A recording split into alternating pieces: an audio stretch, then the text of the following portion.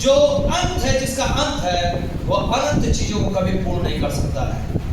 अब परमेश्वर ने ये हमारे हृदय में डाल दिया है कि हमारे पास सब कुछ होता है। आपने देखा होगा बड़ी बड़ी पार्टियां होती है, सब कुछ करते हैं, उसके बावजूद भी किसी कोने में एक व्यक्ति जो कि सारी चीजों का इंतजाम करने वाला होता है, खड़े होकर सोचता रहता है कुछ कमी रह गई है। परिपूर्णता का आभास या एहसास पूर्णता के साथ नहीं हो पाता है। हम किसी भी पद प्रतिष्ठा को प्राप्त कर ले,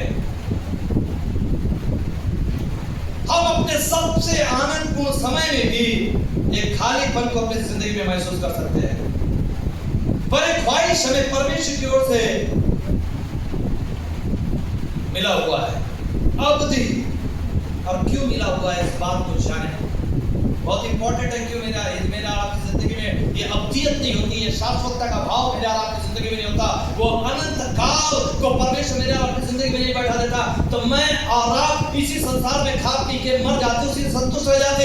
मैं और आप असंतुष्ट है, मैं और आप यहाँ इसलिए बैठे हैं क्योंकि मैंने और आपने जो कुछ भी कमाया, जो कुछ भी इकट्ठा किया, जो कुछ भी प्राप्त कर ले रहे, उससे मैं और आप संतुष्ट नहीं है। हमें कुछ और चाहिए,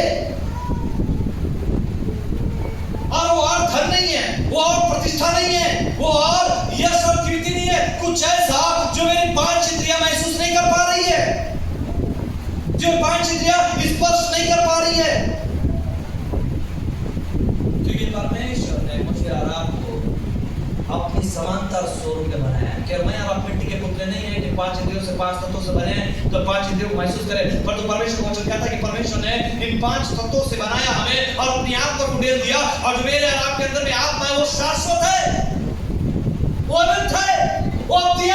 मेरे और आपकी जिंदगी ख्वाहिश है, भूखे रहती है, और जब तक मुझे और आपको नहीं मिले, इसलिए मेरे और आपकी जिंदगी में ऐसे सवाल आते हैं, why I am in this world, क्यों मैं संसार में हूं, क्या कर रहा हूं इस संसार में। कभी ना कभी मेरे और आपकी जिंदगी में ख्याल आते हैं कि क्या हो रहा है, क्यों, क्योंकि वो अद्वितीय मेरी जिंदगी में है। सेंट अगस्टीन एक प्रसिद्ध वाक्य कहा है उसने, बहुत बड़े संत हैं, उन्होंने कहा है, परमेश्वर तूने हमें अपने लिए बनाया और हमारे हृदय तब तक बेचैन रहेंगे और चैन नहीं पाते जब तक यह तुझ में आराम नहीं पाते। मेरा जिंदगी कितनी बड़ी चीजों को आप पढ़ लीजिए, आप निकाल लीजिए, गूगल सर्च मार लीजिए, अच्छे बड़े धनवान व्यक्ति हुए, सबसे ज्यादा धनवान व्यक्ति अफ्रीका का जो राजा था, सुलेमान के बाद यदि कहा जाता है सबसे बड़ा कोई धनवान व्यक्ति, सबसे बड़ा, सब कुछ होने के बावजूद भी असंतुष्ट था। हम सुलेमान की जिंदगी को देख ले कि उसके पास क्या नहीं था, पद प्रतिष्ठा, ज्ञान, बुद्धि, सब कुछ, 1000 स्त्रियां हैं उसके पास उसकी जिंदगी को आनंद देने के लिए, उसके बावजूद भी इस बात को महसूस कर रहा है कि ये मुझे संतुष्टि प्रदान नहीं कर सकती, खालीपन है। इस संसार में के रिश्ते, धन संपत्ति, पद प्रतिष्ठा और जितनी भी सफलता में और आप जिसकी उम्मीद करते हैं, केवल कुछ क्षण तक के लिए मुझे संतुष्ट कर लेते हैं, आपको संतुष्ट कर सकते हैं। पर केवल परमेश्वर ही है जो हमारे खालीपन को भर सकता है। और ये वजह है कि सुलेमान इस पुस्तक के द्वारा बार बार स्मरण दिलाता है कि जो कुछ भी तुम संसार में कर रहे हो, पृथ्वी के नीचे कर रहे हो, वो क्या है, व्यर्थ ही व्यर्थ है, meaningless, everything under the sun is meaningless। यही कारण है कि सुलेमान, अब पढ़िए, स्टार्टिंग भी होता है, सुलेमान का वचन स्टार्टिंग ऐसी होता है। यरूशलेम के राजा दाऊद के पहला अध्याय का पहला पद पढ़ रहा हूं कि यरूशलेम के राजा दाऊद के पुत्र और उपदेशक के वचन, उपदेशक का ये वचन है, क्या वचन स्टार्ट कर रहा है, व्यर्थ ही व्यर्थ, सब कुछ व्यर्थ है, सब उस सब परिश्रम से जिसे मनुष्य धरती पर करता है उसको क्या लाभ प्राप्त होगा, सब कुछ व्यर्थ। कारण ये कि मेरे और आपकी जिंदगी में अवधियत है, वो शाश्वतता परमेश्वर ने बैठा दी है। इसलिए हमारे धन संपत्ति प्रतिष्ठा सब गुजरने वाली चीजें, सब खत्म हो जाने वाली चीजें, परंतु परमेश्वर अनंत है, वो बना रहता है और उसकी चाहत मेरे और आपके जीवन में रहती है, क्योंकि वो शाश्वत है और जो शाश्वतता मेरे जीवन में, इसलिए मैं जानता हूं कि वो शाश्वत ही मेरे अंदर के अनंतता को पूर्ण कर सकता है। फिर भी यह मनुष्य के जीवन की त्रासदी और दुर्भाग्य है कि वह यह अवधियत जो हमारे हृदय में है, जो शाश्वतता मेरे और आपके जीवन में है, मेरे और आपके जीवन के असंतुष्टि का एक स्रोत है। ये मेरे और आपके जीवन का असंतुष्टि का स्रोत है। और इसका कारण क्या है पता है? सुलेमान आगे कहता है, 3 अध्याय का 3 लाइन पढ़ रहा हूँ। 3 अध्याय 11 पद का 3 लाइन पढ़ रहा हूँ। फिर उसने मनुष्य के मन में अनादि अनंत काल उत्पन्न किया, तो भी एक तो परमेश्वर ने हमारे जीवन में अद्वितीयता शाश्वतता उत्पन्न कर दिया, लेकिन तो भी जो काम परमेश्वर ने किया है वो आदि से अंत तक मनुष्य समझ नहीं सकता। क्या मिजरेबल लाइफ है मेरी और आपकी, दुर्भाग्यपूर्ण कि परमेश्वर एक तरफ तो मेरे और आपके जीवन में ऐसी ख्वाहिशों को डाल दिया, और उन ख्वाहिशों को मैं आ रहा और परमेश्वर इस संसार में पूरा कर सकता है। हम में अनंत अद्वितीय की चाहत तो है, फिर भी परमेश्वर की योजना, उसके उद्देश्य और उसके कार्य को पूरा कभी नहीं समझ सकते हैं। We can never fully understand God's plan. हम चाहे कितनी भी जोर लगा लें, इस संसार में मैं स्वयं परमेश्वर मसीह भी कुछ प्लान को नहीं समझ पाया। इसलिए जब उससे पूछा गया कि कब होगा दूसरा आगमन, उसने कहा पिता छोटे पुत्र भी नहीं जानता, उसकी योजना को मैं भी पूरा नहीं जानता। ये किसका जवाब है? परमेश्वर के इकलौते बेटे का जवाब है कि मैं भी नहीं जान रहा हूं उसका पूरा योजना।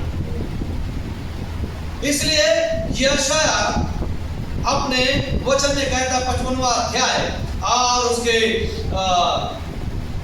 8वें और 9वें पद में परमेश्वर का वचन कहता 8 और 9वें पद में, क्योंकि यहोवा कहता है मेरे विचार और तुम्हारे विचार एक समान नहीं है, ना तुम्हारी गति और मेरी गति एक सी है, क्योंकि मेरी और तुम्हारी गति में और मेरे और तुम्हारे सोच विचारों में आकाश और पृथ्वी का अंतर है। और यहाँ पर सुलेमान उसी बात को कह रहा है कि चाहे मनुष्य के जीवन में शाश्वतता है, अद्वितीयता है, उसकी चाहत है, तो भी जो काम परमेश्वर ने किया है वो आदि से अंत तक मनुष्य समझ नहीं सकता है। और इस बात का तनाव कि हम सारी बातों को पूर्ण रीति से नहीं समझ सकते हैं, हमें या तो बहुत ही निराश, हताश और चिंता में डाल सकता है, या फिर हम समर्पणता के साथ परमेश्वर पर भरोसा रखते हुए उसकी आराधना करने के लिए प्रेरित हो सकते हैं। और ये वचन मेरे आराम के लिए, क्योंकि मैं आप अपनी जिंदगी में कितने भी प्रयास करें, मैं आप सारी बातों को नहीं जान सकते, मेरे आप जिंदगी में घट रही है। बहुत सारी बातों के लिए सवाल है, बहुत सारी बातों के जवाब हम खोज रहे हैं, लेकिन परमेश्वर का वचन कहता है परमेश्वर के कार्य को नहीं समझ सकते। लेकिन सुलेमान जो समझाना चाह रहा हूं, ये यद्यपि मैं और आप नहीं समझ सकते हैं, तो भी मैं और आप इस बात को जान सकते हैं कि जो भी घटनाएं मेरी और आपकी जिंदगी में घट रही है, वो यदि मैं और आप परमेश्वर के चश्मे को पहन ले तो मेरे लिए खूबसूरत है। और यही बात सुलेमान मुझको और आपको समझाना चाह रहा है, और मुझको और आपकी यही बात समझने की आवश्यकता है। यदि मैं और आप परमेश्वर के कार्यों को नहीं समझ सकते, तो भी मैं और आप यदि परमेश्वर के चश्मे को पहन ले तो मैं और आप जिन बातों को मेरे और आपके जीवन में हो रही है, जिसकी बदसूरती मुझको और आपको बड़ी बदबूदार नजर आ रही होगी, तो बड़ी खूबसूरत नजर आएगी, क्योंकि मैं जानने लगूंगा कि परमेश्वर बड़ा अद्भुत कार्य करने जा रहा है और उस इल्ली से किसकी बनाने जा रहा है।